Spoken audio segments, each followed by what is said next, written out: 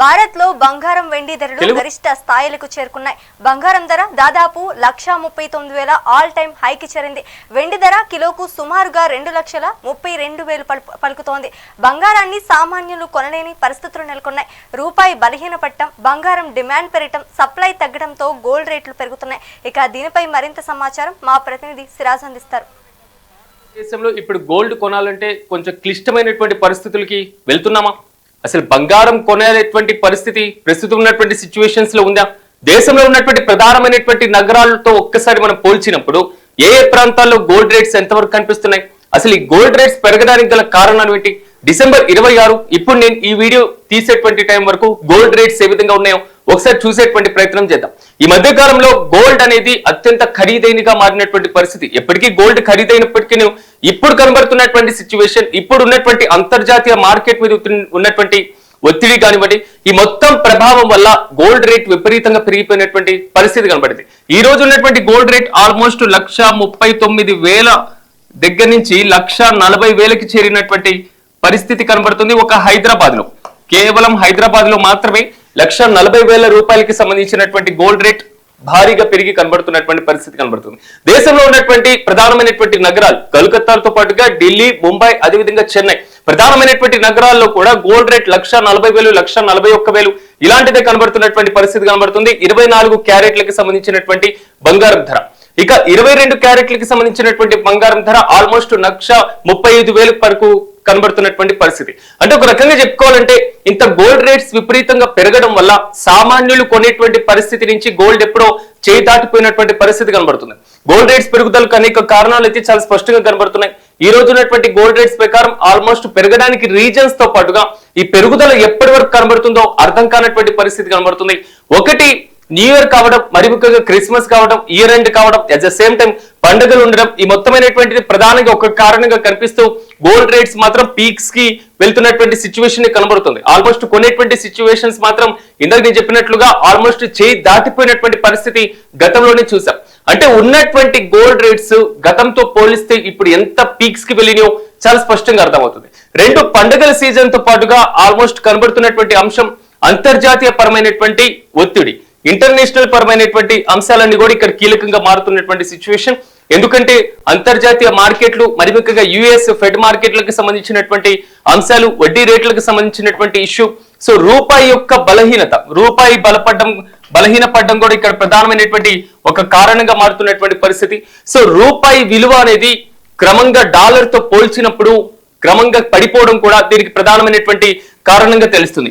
ఎందుకంటే రూపాయికి అదేవిధంగా డాలర్ కి మధ్య ఉన్నటువంటి సంబంధం మాత్రం సో కొంతవరకు ఈ మధ్య కాలంలో విలోమ సంబంధంగా మారిపోతున్నటువంటి పరిస్థితి. సో డాలర్ విలువతో పోలిస్తే రూపాయి మాత్రం చాలా బలహీనంగా మారుతున్నటువంటి పరిస్థితి ఉంది. సో ఇది కూడా ప్రధానమైనటువంటి కారణంగా కనిపిస్తుంది.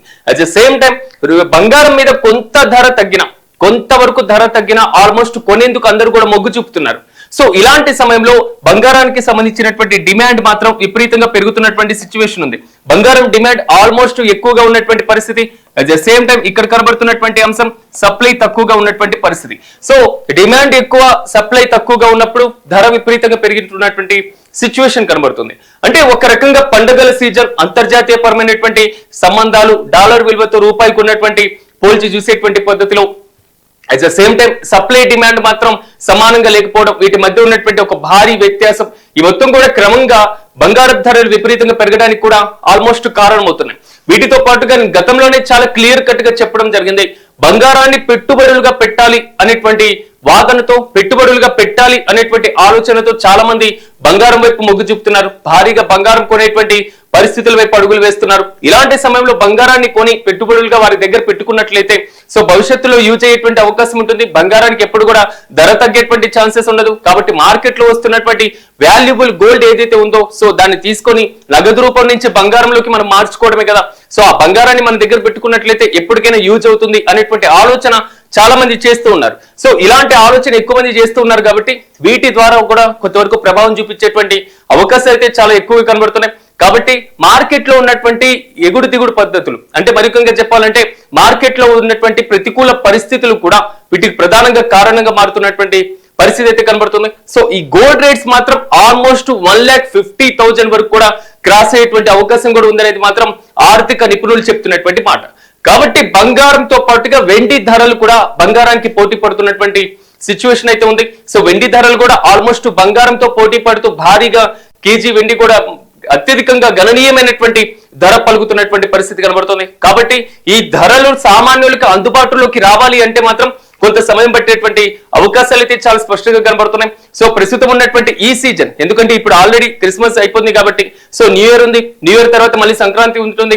సో ఈ పండుగల సీజన్ దగ్గరగా ఉంది కాబట్టి సో బంగారం కొనాలి అనేటువంటి ఆలోచన చేసే వారికి మాత్రం ప్రతికూలమైనటువంటి వాతావరణం, అట్ ద సేమ్ టైం బంగారాన్ని కొనాలి అనేటువంటి ఆలోచన చేసి కొనేటువంటి వారు కూడా ఎక్కువ మంది ఉంటారు కాబట్టి సో సప్లై తగ్గి మరింత డిమాండ్ పెరిగేటువంటి అవకాశం ఉంటుంది.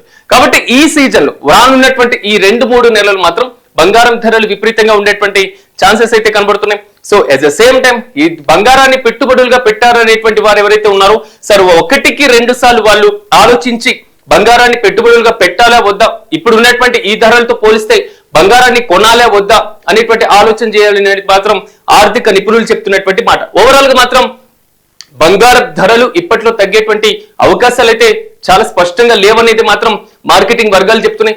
ఒకవేళ తగ్గిన స్వల్ప తగ్గుదల మాత్రమే కనిపించేటువంటి అవకాశాలు అయితే కనబడుతున్నాయి. పండుగల సీజన్ కాబట్టి మరింత పెరిగేటువంటి ఛాన్స్ ఉంది అనేది మాత్రం ఆర్థిక నిపుణులు చెప్తున్నటువంటి మాట.